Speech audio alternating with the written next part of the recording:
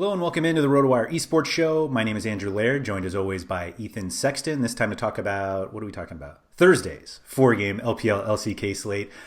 Before we jump into that, I just want to say thank you for those who've kind of reached out, commented on the videos, saying they've enjoyed them. We're obviously here to hopefully help you guys. And so if you are enjoying those, please let us know by hitting that like button, because it certainly helps make us feel like we're actually talking to somebody, which is nice, as opposed to just each other. And then obviously we can do some more stuff. I've also been trying to add in a few graphics that we have from the site in terms of the stat pages and the cheat sheets. So if you want to check those out, those are all for subscribers, but you can try us out for free at rotowire.com/pod. That's POD.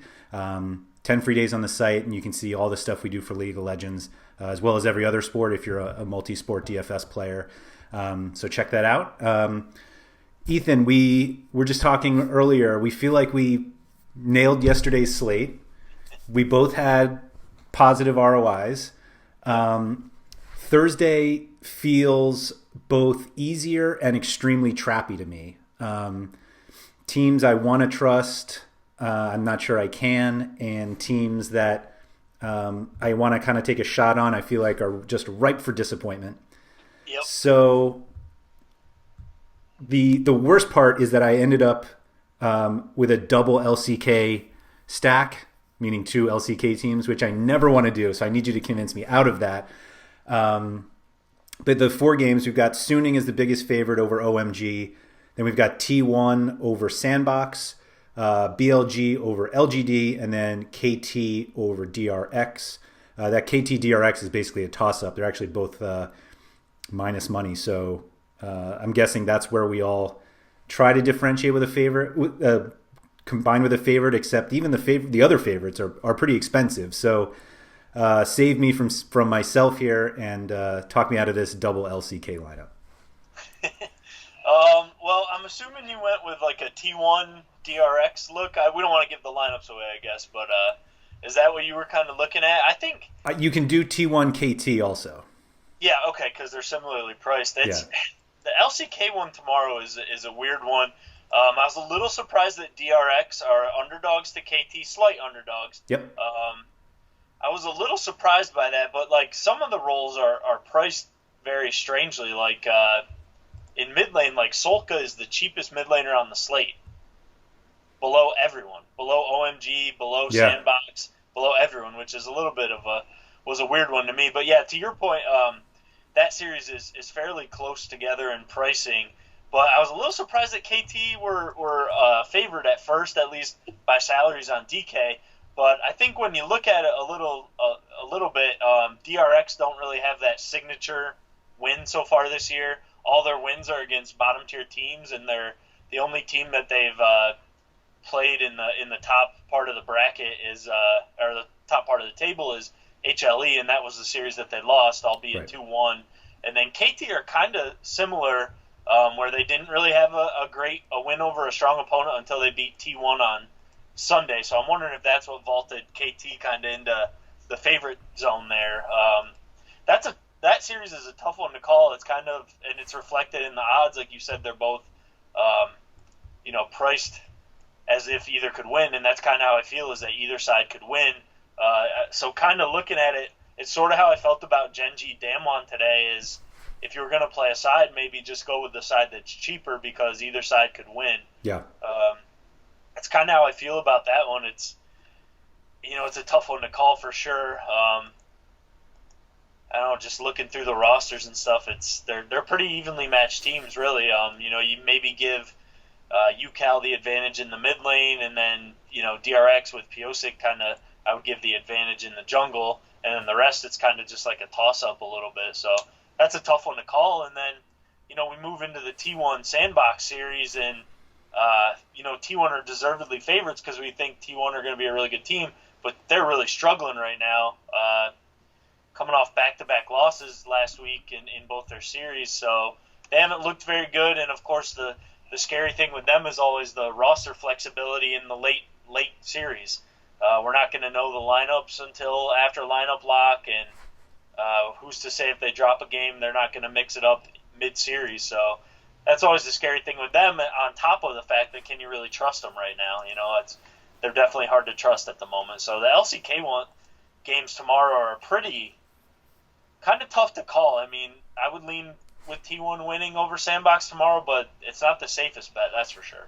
Yeah, I mean, the weird thing about T1, like we were saying going into that KT matchup, we were like, they lost 2-1 to Damwon and Gen G, but we were like, but they should. Like, everybody would expect that. 2-1's probably a good result. Yeah. They beat HLE, who we were like, we really, they've had some really good results. And then they dropped that KT game, and we're just like, oh, maybe there is something up with them. But you have been pretty positive on Sandbox previously. I forget which slate it was that they. I'm trying to pull that up. I think it was quickly. when they played Afrika last Wednesday. And they just swept them. So I don't know. It's like. I mean, because I do like Sandbox's roster, but they haven't beat. I mean, if they beat Afrika, we know that, like we just said. Yep. But Afrika are a team that we kind of think aren't that good. Right. So it's not really like they have this impressive win on their resume. And then, they've obviously lost every other series that they've played. In T1, it's like, when you look at T1, the KT series is sort of the outlier. Like, if they had only lost 2-1 to Gen G and 2-1 to Damwon, you're like, you wouldn't really hold that against them because those are two of the other teams that we think are going to be fighting for the title this year. And then they had beat HLE in their first series, and HLE has looked really good since then. So it's really like that KT series that kind of throws a wrench into the T1 thing because if they don't lose to KT, we're probably just all over them in this matchup. It's really that loss that's probably given us pause because, I think, like I said, we throw them losing to Gen G and Damwon out like as no big deal. So it's really just that KT loss that's kind of thrown us for a loop, I think. It's given me a little bit of pause for sure, and I'll be honest, I didn't really look at T1 at all for my lineups because I have a little bit of pause because they're not playing very well, and also with all their roster swaps, it makes them hard to play and hard to trust. But I wasn't really looking at Sandbox either, to be honest, because at the end of the day, I would lean T1 winning that series still. Yeah, the roster situation is like for both of those teams is awful. Like, we could have surprise starters, we could have subs if it does end up going. Well, it doesn't even matter if one of them gets blown out in the first game. We could just see the subs right there. Yep. It's the late game of the slate anyway, so like we're pretty much dead even if you stay up until 3:00 in the morning on the East Coast of the U.S. So it's like the only reason I was looking at it is salary. Like T1's not that expensive for being a favorite, but I really don't want to play them. Oh, right. Me neither. But it's not to say, I mean, would it surprise either of us if they came out and crushed Sandbox tomorrow 2-0 and ended up as the highest scoring team on the slate? I don't think that would surprise either of us either. It's just there's a lot of risk associated with playing them. And I think people just need to decide, is the risk worth the reward? I think it certainly could be because you might see them at lower ownership because of the risk. And then, there's really nothing to say that they can't come out and be the highest scoring team tomorrow. So there's risk there, but there's also upside, of course. And it's just for me, like with the amount of lineups I play, which isn't a ton, the risk is not really worth me going there tomorrow because you play somebody and then, you play Gumiusi and Teddy's in for some unknown reason, or maybe that's not the best example since, Teddy hasn't played at all yet, but you play Faker and closers and vice versa, and you just end up with a 0 and you're screwed. I mean, to me, the risk isn't there because I don't play, a ton of lineups. It just doesn't make sense for me to go there. But at the same time, I'm not looking at really sandboxing any lineups either because I don't think they're going to win. Right.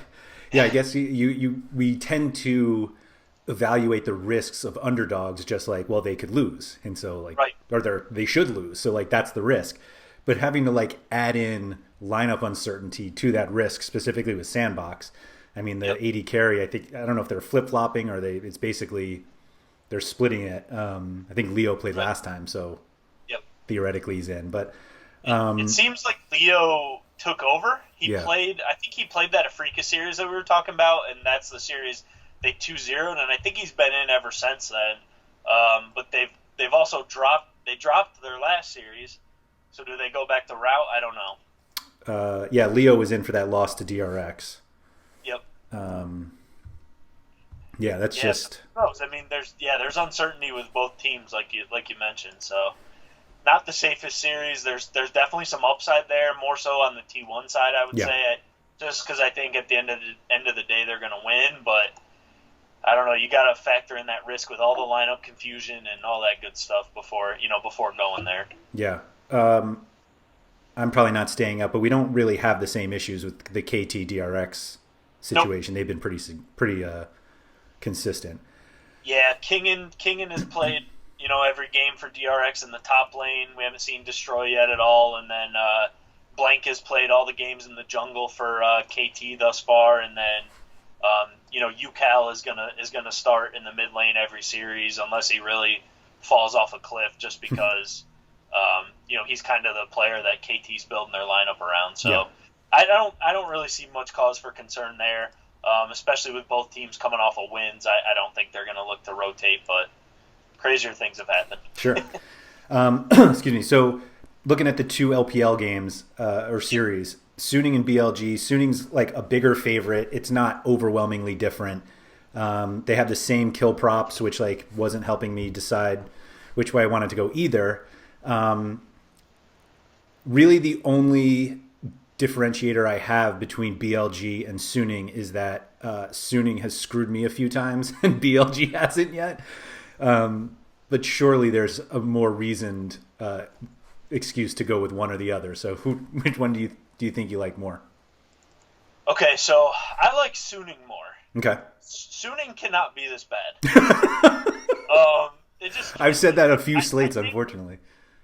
Yeah, I know it's crazy, but I think when we coming into the season, I think on the very first one of these we did when we were talking about that top Suning series. Yeah, I think I said I thought Suning might take a little bit of a step back because basically they played at their absolute peak at the end of last year in the summer, and then all the way through to second place at Worlds. And I thought they would still be good, like definitely a playoff team in the LPL and.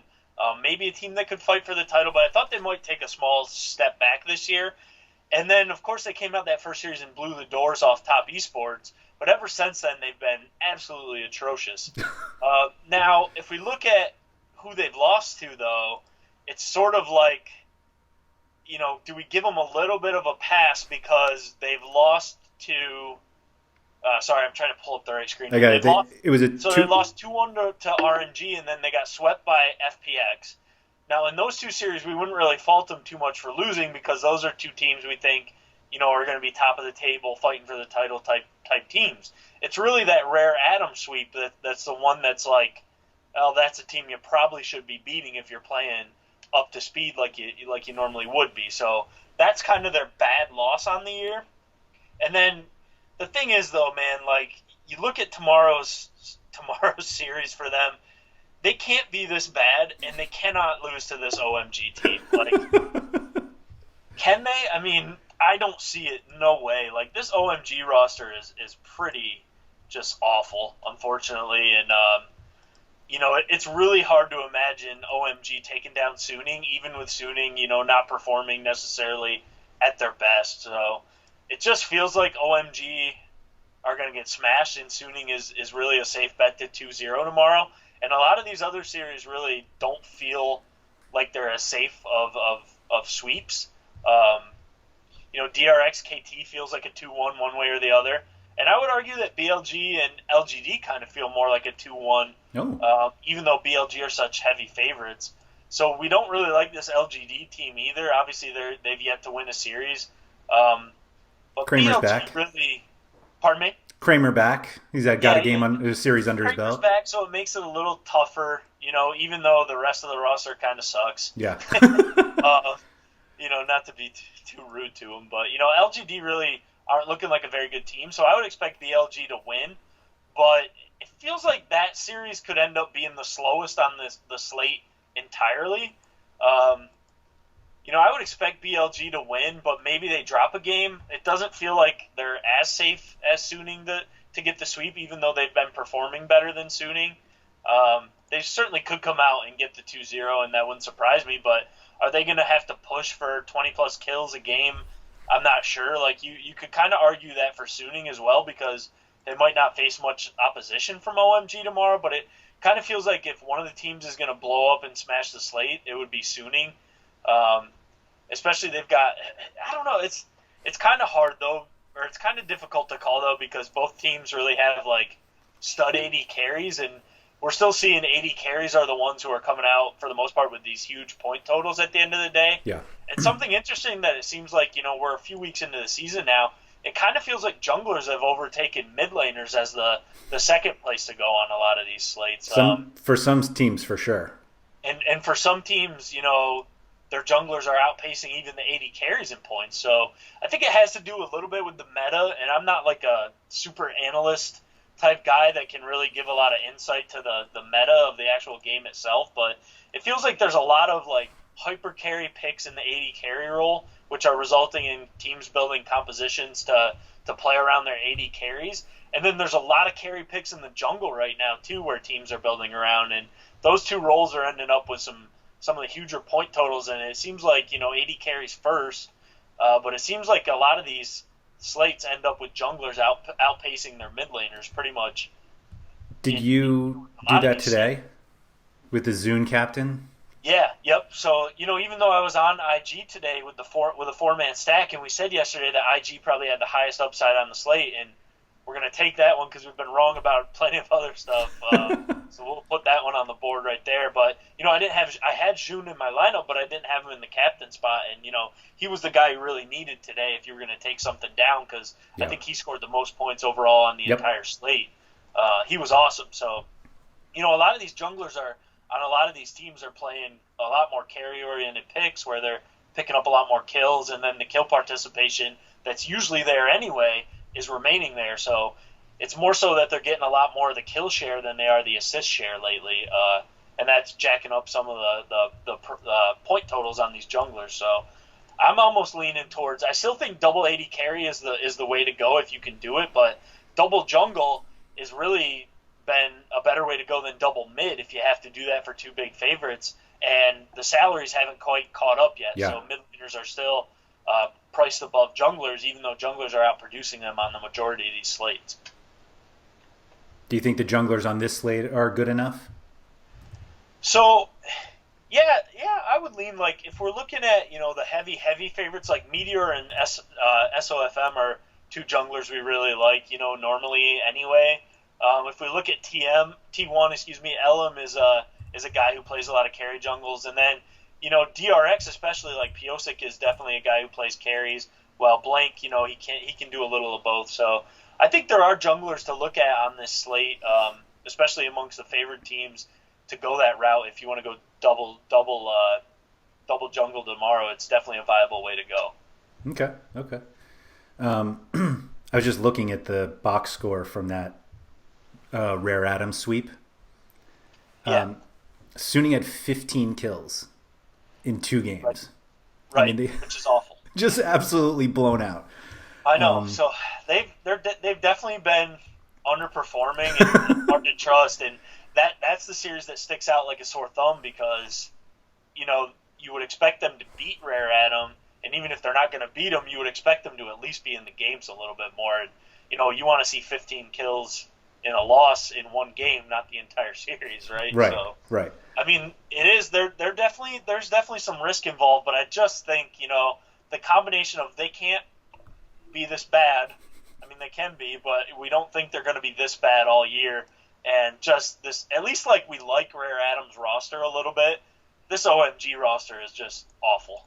So it's really hard to imagine anything other than a 2-0 for Suning tomorrow, even taking into account how bad they've been this season. It's tough for me to see not a sweep, but I've been wrong about plenty of other things this split. So we should point out we're taping this, 12:30 Eastern on Wednesday, and OMG's top laner's not in the player pool.